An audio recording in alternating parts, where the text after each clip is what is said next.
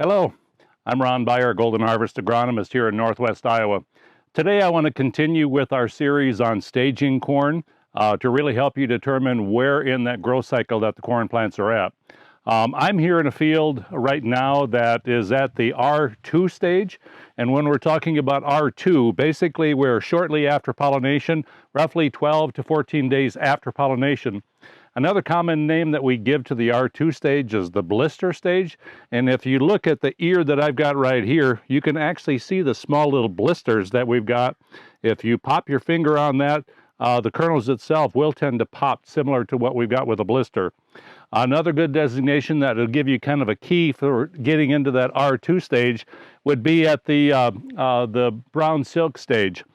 Pretty easy to see some of the fields when they get to that point. At this stage in the growth cycle, that plant is basically putting on these kernels. Like I say, it's about 12 to 14 days after pollination.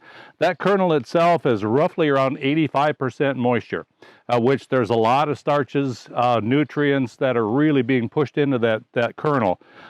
It's also a very important stage because it's directly related to the grain fill, the beginning of the grain fill stage.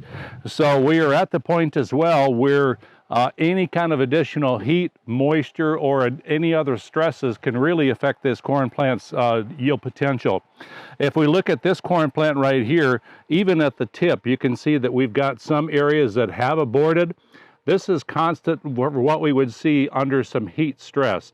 So this corn plant is basically only going to produce what it can actually take up throughout the roots for both moisture and nutrients. With this corn plant, it's already saying that it's been very dry out here so far. I need to go ahead and cut these kernels back. The R2 stage is actually at an important point as well, where we're determining how much fill that we can put inside of these kernels.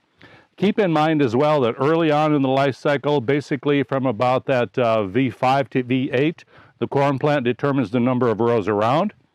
From about V12 to roughly V16, V17, the corn plant determines the length of that ear. And at this stage as well, from R1, R2 until the remainder of the maturity, R6 for that matter, we're determining the kernel weight. So how many nutrients can we pack inside of this kernel to go ahead and gain additional yield? So once again, we're at the R2 stage. That would be the blister, or as you can see behind me, the brown silk. With that, I'm Ron Beyer, Golden Harvest Agronomist in Northwest Iowa. Good growing.